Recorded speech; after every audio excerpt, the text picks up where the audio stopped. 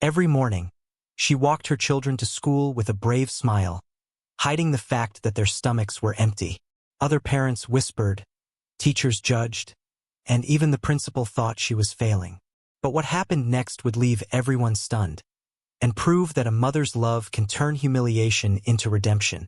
This is a story of injustice, resilience, and a shocking twist that no one saw coming. Before we begin, make sure you subscribe and turn on notifications. These true-to-life stories will grip your heart and keep you watching until the very end. Maria adjusted the straps of her children's worn backpacks as they hurried across the cracked sidewalk toward Jefferson Elementary. The early morning air smelled faintly of fried food from the diner down the street, and her stomach ached from emptiness. She had skipped dinner again the night before, leaving what little food they had for the kids. Emma, 9, dragged her feet, her face pale. Lucas, 6, clutched his stomach and muttered, "Mom, I'm hungry." Maria forced a smile. "You'll get breakfast at school, sweetheart. Just a little longer." But Emma's eyes lowered. She already knew the truth. The cafeteria had turned them away twice that week when their account ran out. Inside the school gates, Maria bent down to kiss them both on the head. "Remember, you're stronger than you feel," she whispered. Other parents stood nearby, chatting easily, their children clutching packed lunches in bright containers. Maria felt their eyes skim over her, sharp with judgment. She had overheard their whispers before. "She can't even feed her kids. What kind of mother is that?" Emma and Lucas shuffled into the building. Maria turned to leave, but caught the principal, Mr. Harris, watching her from the front steps. His frown was small, disapproving, as if she were more burden than parent. At the diner later, Maria scrubbed tables until her hands were raw. She pocketed coins from tips, counting silently in her head. $8 short for rent, 2 days past due on electricity, nothing left for groceries. Her coworker, Janet, slid her a half-eaten sandwich. "You look like you could use this more than me."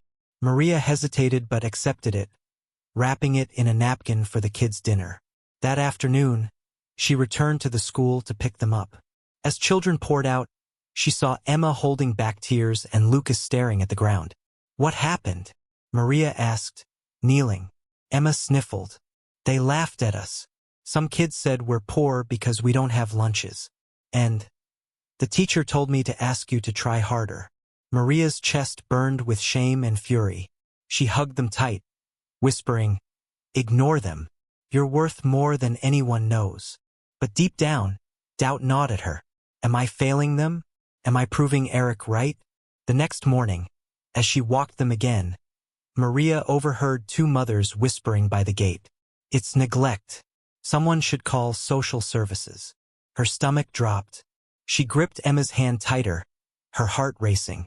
Principal Harris approached, his expression stern. "Mrs. Ortega, may I have a word?" Maria's pulse hammered as she followed him into the office. The children sat outside, swinging their legs nervously. Behind the desk, Harris folded his hands.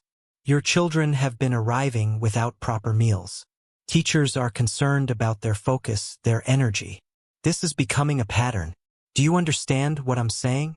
Maria swallowed hard, her throat dry. "I'm doing everything I can. I work 2 jobs. We've had setbacks." His eyes narrowed. "Setbacks don't excuse hungry children. If this continues, I'll have no choice but to involve higher authorities." The words sliced through her like a knife. Maria clenched her fists under the desk, fighting tears. She wanted to scream that Eric had left them with nothing, that she had sold her wedding ring to buy shoes, that she had gone hungry herself night after night. But instead, she forced out a trembling, "Yes, I understand." Harris leaned back, satisfied. "See that you do." Maria stood on unsteady legs, her vision blurring as she stepped back into the hallway. Emma and Lucas looked up at her with wide, trusting eyes. And in that moment, Maria made a silent vow. "They may mock me, they may doubt me, but I will prove them wrong. I will prove I am not the failure they think I am." She pulled her children close, whispering with fierce resolve, "This isn't the end. It's just the beginning. Outside the office, unseen, a stranger watched her with quiet interest. A stranger who would soon change everything. The stranger wasn't dressed like a savior. He wore a faded ball cap and a maintenance badge that said R. Patel, pushing a cart stacked with paper towels and a toolbox. He lingered by the office doorway long enough to catch the principal's last sentence. Higher authorities.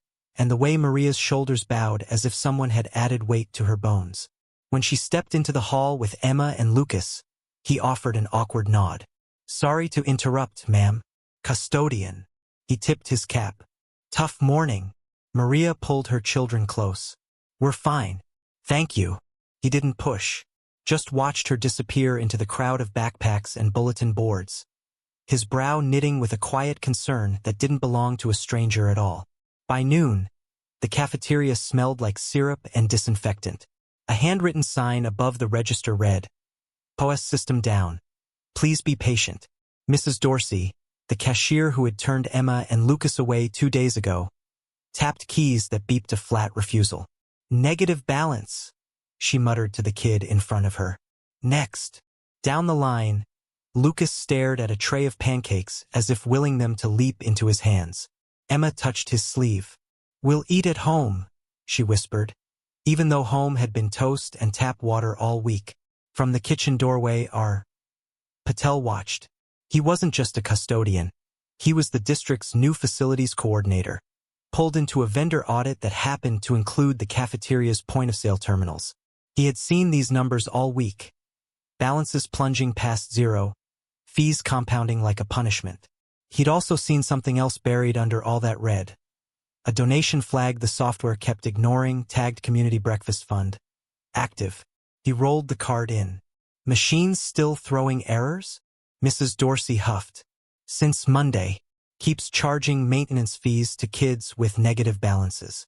Principal says it's policy. Patel's mouth tightened. Policy doesn't override a fund. He slid the register forward, popped the backplate with a screwdriver, and connected a thin cable to his tablet. Code scrolled. A hidden setting blinked like a guilty eye. Override school fund equals true. He toggled it off. The screen refreshed. The next tray beeped green. The one after that, too. Mrs. Dorsey's eyebrows shot up. Well, I'll be. Feed the line, Patel said quietly. I'll document the fix. Emma and Lucas reached the register. Mrs. Dorsey's finger hovered. Ortega. Ortega. She braced for the buzz of refusal. The display flashed breakfast fund. Approved. Go on, she said, softer than she meant to. Get your food, sweethearts. Lucas clutched his tray like a trophy. Emma blinked fast and murmured, Thank you. Across the room, Principal Harris noticed the speed of the line and the smiles that had replaced the pinched, hungry silence. He strode over. What's this? We don't comp meals for negative accounts. Patel straightened. You didn't. The district fund did. Your register was set to ignore it. Harris bristled. Who authorized you to touch our POS? Central office, Patel said evenly, tapping his badge. Vendor audit. The override was misapplied. Harris's eyes flicked to the kids eating without incident, then back to the tablet. We'll discuss later. Happy to, Patel replied, with the superintendent present. Harris froze, then forced a smile that didn't reach his eyes. Of course. That afternoon, Maria finished her diner shift with a headache blooming behind her eyes. She walked faster than usual toward the school, bracing for more whispers. Instead, she found Emma and Lucas waiting with napkin-wrapped muffins and cups of milk. We ate, Mom, Lucas said, bursting with pride. They let us. Maria stared at the muffins as if they were gold. How? Emma shrugged. The man with the cap fixed the machine. The words tangled in Maria's chest, relief, fury at the machine that had needed fixing to recognize hungry children, and gratitude so sharp it hurt. What man? He said his name was Mr. Patel, Emma said. He was nice. Maria turned. Mr. Patel stood under the awning across the courtyard, the cart parked beside him. He lifted a hand in a small wave, like someone apologizing for intruding on another family's story. "Thank you," Maria called, voice catching. He shook his head. "Don't thank me. This is what the fund was for." "What fund?" she asked. He wheeled the cart closer, lowering his voice. "The district has an anonymous breakfast fund set up by an alumni foundation years ago. Your school's register was set to bypass it. Someone toggled an override that never should have been there." Maria felt the floor tilt.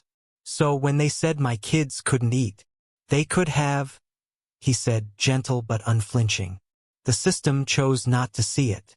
She tasted metal. "Principal Harris told me he'd call authorities if it continued." Patel's jaw worked. "I've already sent logs to central office. They'll ask questions." "Who set the override?" Maria asked. "Can't say yet," he replied. "But the audit trail will." He glanced at Emma and Lucas. "There's another thing. Someone paid down a stack of negative balances this morning. 20 accounts. Yours included." Maria blinked. "Who?" "Anonymous," he said. "But the payment came from a local business merchant ID, connected to the school's front office." He paused. "I think the story is bigger than breakfast." Before Maria could respond, the intercom crackled across the courtyard. "Ms. Maria Ortega, please report to the principal's office." Parents turned. Teachers glanced up. Maria's pulse spiked. Patel's voice was low. "You don't have to go alone." Maria squeezed her children's hands. "I'll be back in 10 minutes. Wait by the bench." Emma nodded, brave. Lucas hugged her waist. Maria walked toward the glass doors, every step measured. Inside the front office, she saw Principal Harris through the window. Jaw clenched, tie too tight, a folder open on his desk. Beside him sat a woman Maria didn't recognize in a navy blazer with a district badge, and a man from the local paper, pen poised above a notepad. Harris looked up as Maria entered, a thin smile slicing across his face. "Ms. Ortega," he said, "it seems we have developments." Behind him, the navy blazer woman slid a printed log across the desk, lines of timestamps and usernames, and tapped one entry with a nail. Maria leaned in, breath shallow. The username was familiar. The office was too quiet. Maria's heartbeat thundered in her ears as she stared at the printout on Principal Harris's desk. The navy blazer woman, who introduced herself as Ms. Green from the district's compliance office, tapped her finger again on the line of text. User H.Harris_admin. Action. Override school fund equals true. Timestamp 2 months earlier. Maria's breath caught. "That's your username." Harris cleared his throat, his smile tight. "It's a shared account. Anyone could have." Ms. Green cut him off. "No, it's password protected, and the audit trail is very clear." She glanced at Maria. "This override prevented the use of the community breakfast fund. Children eligible for meals were turned away, including your own." Maria's stomach churned. "He did this on purpose." The reporter scribbled furiously, eyes wide behind his glasses. "So you're saying the principal knowingly blocked a program meant to feed students?" Harris's composure cracked. "This is a misunderstanding. The fund was a bookkeeping mess. Redirecting it was cleaner for accounting." "Cleaner?" Maria's voice shook, but her anger poured through. "My kids went hungry. They sat in class with empty stomachs because you wanted cleaner numbers on a spreadsheet." Harris shifted in his seat, defensive now. "It's not as simple as that." "It's exactly that," Ms. Green said coldly. "You overrode a safety net designed for families in crisis. That's not a clerical error. It's negligence." Maria felt the room tilt, rage and relief colliding. For weeks, she had carried the shame of whispers, the weight of judgment, the terror of losing her children to authorities. And now it was all here in black and white. Proof that she wasn't the failure. Proof that she had been failed. The reporter leaned forward. "Ms. Ortega, can you tell me what this means for your family?" Maria hesitated, glancing at Ms. Green. She nodded gently, encouraging. "It means," Maria said, her voice trembling but strong, "that I wasn't crazy, that I wasn't a bad mother." The system failed us, not the other way around. And every parent who whispered about me, they need to know the truth. The reporter's pen flew across the page. Harris slammed the folder shut. This is outrageous. You're making me the villain for doing my job. Ms. Green rose, her expression unreadable. Your job was to protect children. Instead, you denied them. Effective immediately, you are placed on administrative leave pending investigation. The reporter's eyebrows shot up. That's a story. Harris paled. You can't. But Ms. Green was already gathering her files. I suggest you consult legal counsel. Outside the office, Maria found Emma and Lucas waiting on the bench, their feet swinging nervously. They looked up, searching her face. Mom, Emma whispered. Are you in trouble? Maria knelt, pulling them both into her arms. No, baby. Not this time. Someone else is. That evening, Maria returned to the diner for her shift. As she tied her apron, whispers followed her again. But this time they were different. Did you hear? The principal's in hot water. They said he blocked meal funds. Can you believe that? And that mom. She stood up to him. Janet grinned, sliding Maria a fresh plate of fries. Looks like tables are turning, honey. Maria exhaled, the knot in her chest loosening for the first time in months. But as she wiped down tables, her phone buzzed. An unknown number. The text read, You think this is over? You embarrassed the wrong man. Maria's blood ran cold.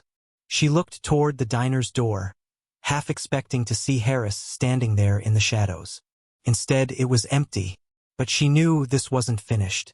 By morning, Maria's name was in the headlines. Principal suspended for blocking meal program. Mother speaks out.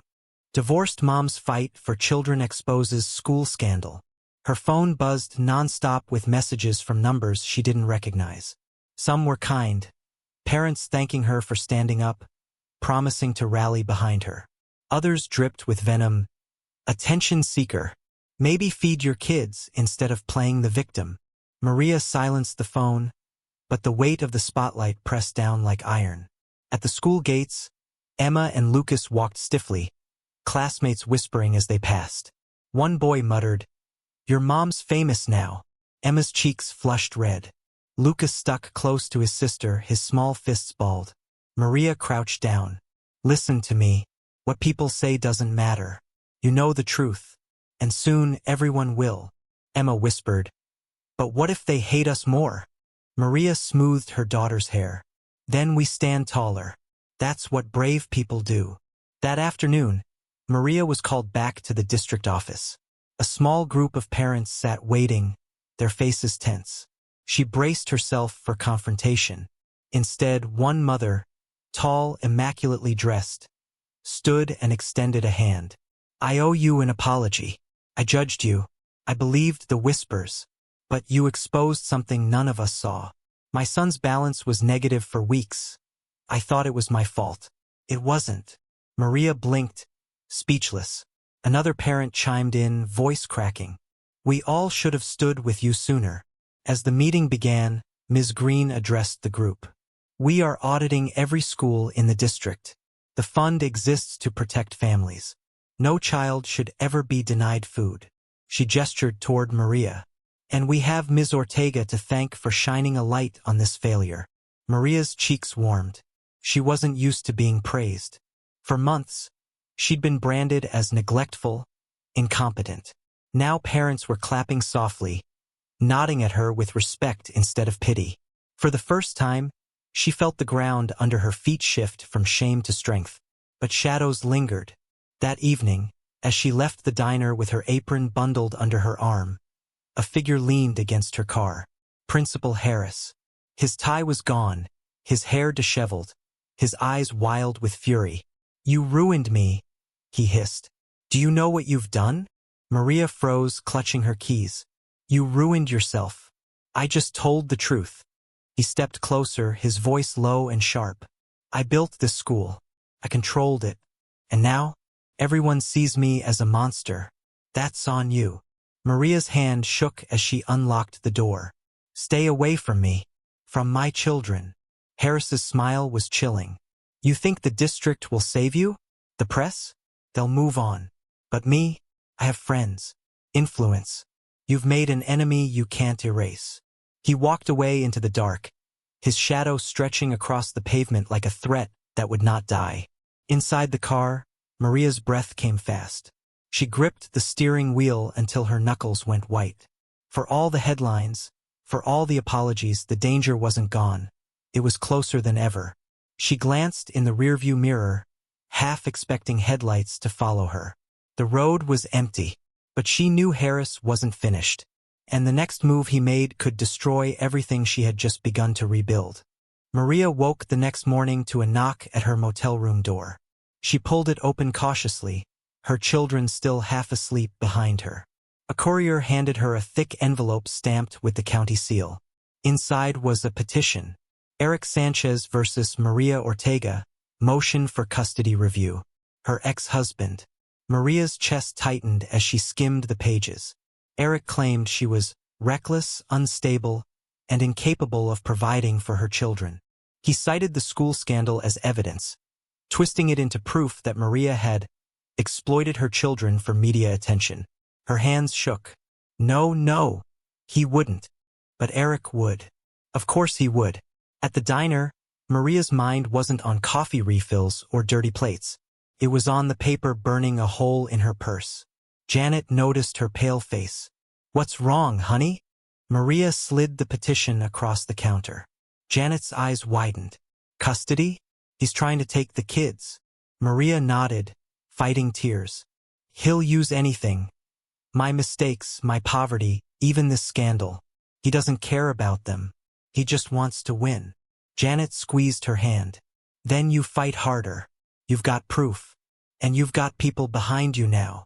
That evening, Dana Walsh, the pro bono attorney who had helped her during the trust battle, met Maria at the diner booth. Dana flipped through the petition, her jaw tightening. "He's banking on the court believing headlines over facts," Dana said. "But we can counter this. We'll show how you fought to protect your children, how you exposed negligence at the school. We'll call witnesses. Teachers, parents, even Ms. Green from the district." Maria's voice broke. "What if they don't believe me? What if they think I'm unfit?" Dana leaned forward. "Maria, you're not unfit. You're a fighter. Courts look at the best interest of the children. And your kids adore you. No amount of Eric's money can buy that." But Eric wasn't working alone. 2 days later, Maria left the diner to find a reporter waiting by her car.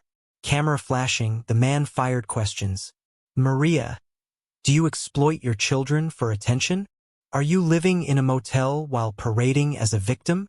Is it true your ex-husband provides more financial stability than you can?"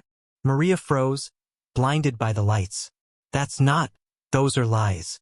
But the next morning, the headline was brutal. From hero to hustler, mother at center of meal scandal faces custody fight. Maria slammed the paper down, her stomach twisting. Emma found it on the counter and whispered, "Mom, what if they take us?" Maria hugged her fiercely. "They won't. I promise." But deep down, she wasn't sure. The custody hearing date was set, 2 weeks away. Dana began preparing exhibits, but Maria knew Harris was lurking, too. His threat echoed in her mind. "You've made an enemy you can't erase." And then, one evening, she received an anonymous envelope slipped under her door. Inside was a USB drive and a single note. "This is what he doesn't want you to see." Maria plugged it into the diner's old office computer after closing. A video file popped up. She clicked play and froze. There was Eric, sitting in Harris's office weeks earlier. The audio crackled, but the words were clear. "Discredit her. Make her look unfit. If she loses the kids, I get leverage. You keep your power, I get custody. Deal?" Harris's voice answered, "Done." Maria covered her mouth, shock flooding through her. Proof. Real proof. But the note had one final warning scrawled at the bottom. "Be careful. If they find out you have this, you're in danger." The courthouse buzzed with whispers as Maria walked in, her children's photo tucked inside her purse like a shield. Dana walked beside her, calm but sharp-eyed. the USB drive hidden in her case. Across the aisle, Eric sat in a tailored suit, his grin smug. Principal Harris lingered behind him like a shadow, pretending he wasn't part of the storm. The judge banged the gavel. This is a custody review hearing for Eric Sanchez versus Maria Ortega. Mr. Sanchez, you may proceed. Eric's lawyer painted a cold picture. My client can provide financial stability. Ms. Ortega cannot. She has subjected her children to public humiliation, leveraging them for sympathy in a scandal that embarrassed this school district. Eric leaned forward, voice dripping with false sincerity. I only want what's best for Emma and Lucas. They deserve a stable home. Maria's jaw tightened. Dana rose.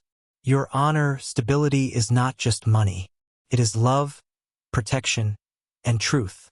And today we have evidence that reveals what Mr. Sanchez truly wants, and what he was willing to do to get it. She clicked the USB into the court's display system. The screen flickered to life. Eric's smile faltered. The video played. Eric in Harris's office, his voice clear. Discredit her. Make her look unfit. If she loses the kids, I get leverage. You keep your power, I get custody. Deal? Then Harris's reply, done. Gasps erupted across the courtroom. The judge's gavel struck twice for order. Eric's lawyer stammered. This could be doctored. But Dana produced the metadata file, signed by district servers. Authenticated. Unaltered. The judge turned to Harris, who was sweating through his collar. Principal Harris, is this your voice? Harris stuttered. I was pressured. Answer the question. The judge barked. Yes, Harris admitted, eyes down. The room roared. Reporters scribbled like wildfire. Maria finally stood, her voice trembling but strong. I may not have money. I may not have fancy lawyers. But I have fought every single day for my children. I fed them when I was starving. I sheltered them when we had nothing. And I exposed corruption not because it helped me, but because it was right. That's who I am. And that's the mother I will always be. Emma and Lucas sat in the front row, eyes shining with pride. The judge leaned forward, her voice steady. The court finds Eric Sanchez's petition for custody not only unfounded, but malicious. Custody remains with Maria Ortega. Furthermore, evidence of conspiracy and fraud will be referred to the district attorney. Her gavel struck. Case closed. Relief crashed over Maria like a wave. She knelt, pulling Emma and Lucas into her arms, their laughter muffled against her chest. Eric stormed out, his face pale with rage. Harris was led away by officials, reporters swarming. Dana placed a hand on Maria's shoulder. You didn't just survive, Maria. You won. For them and for yourself. Maria looked at her children, tears streaming but her smile steady. No one will ever make us feel small again. Weeks later, Maria stood in front of a community center where a new sign read Emma and Lucas Family Fund. No child eats alone. Reporters snapped photos, but this time the story was hers to tell. She spoke into the microphone, voice strong. We turned our pain into purpose. No family should ever face hunger in silence again. Her children hugged her from both sides as the crowd applauded, light spilling across the stage. Maria had risen from whispers and judgment into a symbol of resilience, and nothing could take that away. If Maria's story moved you, make sure to subscribe for more powerful stories of resilience and redemption. Leave a comment about the moment that inspired you most, and share this video with someone who needs hope today. Because sometimes, the fight you never wanted becomes the story that defines you.